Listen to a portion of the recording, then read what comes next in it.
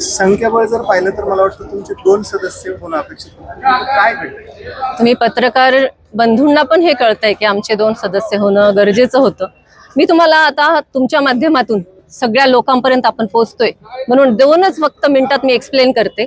आपल्या नगरपालिकेला 5 स्वीकृत सदस्य अलाउड आहेत आणि जर 53 डिवायडेड बाय 5 केलं तर 10.6 हा एक आकडा येतो. आता भारतीय जनता पार्टीचे 15 सदस्य, त्याला दर 10.6 ने विभागलं तर ते 1.42 असा येतं, म्हणजे 1.41 असा आमचा आकडा आहे. आणि जर घड्याळाचा विचार केला तर त्यांचा 2.35 आहे आणि तुतारीच्या गटाचा विचार केला तर त्यांचा 1.22 आहे. तर पूर्णांकांचा विचार केला तर घड्याळाच्या गटाला 2, भारतीय जनता पार्टीला 1 आणि तुतारीला 1 हे पूर्णांकानुसार येतं. जो 5वा सदस्य आहे तो अपूर्णांकानुसार घ्यायचा असा घटनेत लिहिलेला आहे. असे पत्र आमच्या गटनेत्यांकडे आदरणीय मुख्याधिकारी आणि कलेक्टर साहेबांनी देऊन ठेवलेले आहेत. अपूर्णांकांचं जर कॅल्क्युलेशन केलं तर 4.1 आणि 3.5 याच्यामध्ये भारतीय जनता पार्टी सर्वात वरती होती. त्यामुळे 5वा सदस्य हा आमचाच होणं अपेक्षित होतं आणि आदरणीय मुख्याधिकारी साहेबांचे हेच म्हणणं होतं.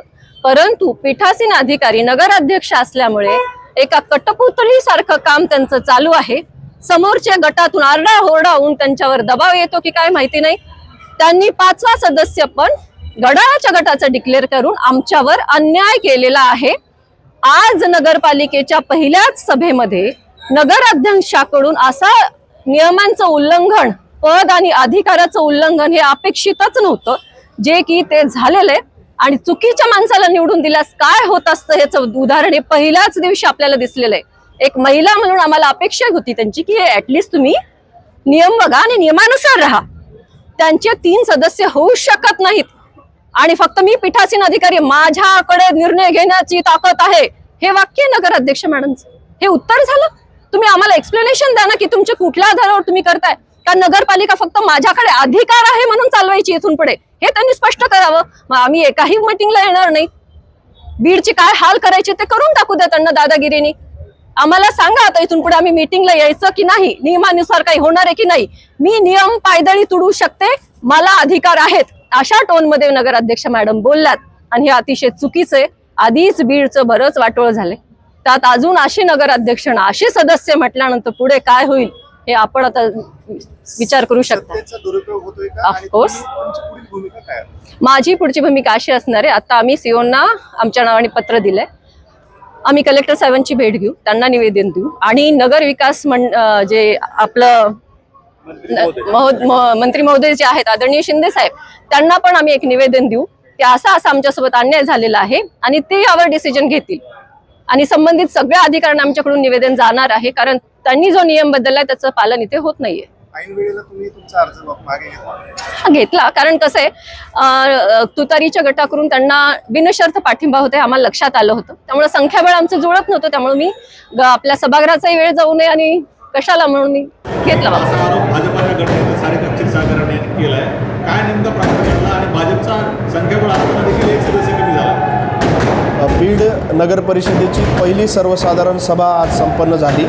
उपनगराध्यक्ष निवड करणे आणि स्वीकृत नामनिर्देशित सदस्यांचे नियुक्ती करणे यासाठी सभा बोलवण्यात आली होती. उपनगराध्यक्ष निवडीची प्रक्रिया ही बिनविरोध पार पडली. त्यानंतर नामनिर्देशित सदस्यांची नियुक्ती करणे यामध्ये 5 पदाकरिता 6 अर्ज पात्र ठरले होते. गटांचे तौलनिक संख्याबळ आणि त्यानुसार शासन निर्णय, नियम आणि अधिनियमातील तरतुदी मी शासनाचा प्रतिनिधी म्हणून पीठासीन अधिकाऱ्यांच्या त्या निदर्शनास आणून दिल्या.